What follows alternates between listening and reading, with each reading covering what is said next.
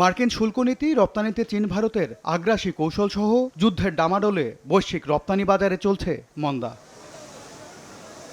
যার ধাক্কা লেগেছে দেশের প্রধান রপ্তানি পণ্য তৈরি পোশাকে। অর্থবছরের প্রথম ৮ মাস জুলাই থেকে ফেব্রুয়ারি সময়ে যে ৩.37% নেতিবাচক রপ্তানি, তাতে শীর্ষ বাজার যুক্তরাষ্ট্র, ইউরোপ ছাড়াও কমেছে জাপান, অস্ট্রেলিয়ার মতো বড় অপ্রচলিত বাজারগুলোতেও।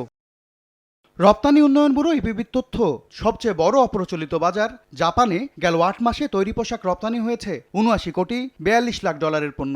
আগের বছরের একই সময়ে রপ্তানি হয়েছিল ৮৩ কোটি ৯৪ লাখ ডলারের, অর্থাৎ প্রবৃদ্ধি কমেছে ৫.৩৮%। দ্বিতীয় বড় বাজার অস্ট্রেলিয়ায় ১২.৬৮, আর তৃতীয় বড় বাজার ভারতে রপ্তানি কমেছে ৯.৭৪%। এছাড়া প্রবৃদ্ধির হারে সবচেয়ে বেশি কমেছে রাশিয়ায়।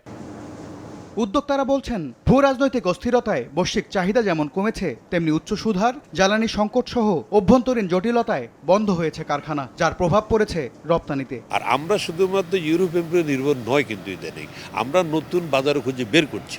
যেমন বিজিএমই, বিটিএমই, ইপিবি সবাই যৌথ উদ্যোগে আমরা আফ্রিকা, জাপানে, কোরিয়াতে, ইন্ডিয়া সমস্ত এক্সপোর্ট আমরা চেষ্টা করতে, এবং এক্সপোর্ট শুরু হয়ে গেছে। এই অবস্থায় বৈদেশিক মুদ্রা আয়ের প্রধান খাতটি যেন গতি না হারায়, তা নিশ্চিত করতে সরকারি নীতি সহায়তা দেওয়ার তাগিদ অর্থনীতিবিদদের। যদি বাংলাদেশ ব্যাংক একটা প্যাকেজ তৈরি করে, যেখানে হচ্ছে সফট লোন দেওয়া এবং প্রয়োজনে তাদেরকে রিশিডিউলিংয়ের সুযোগ দেওয়া, এবং এর পাশাপাশি এই স্বল্প সুদে আসলে ঋণের ব্যবস্থা করা, এই বিশেষ করে আপৎকালীন সময়ের জন্য।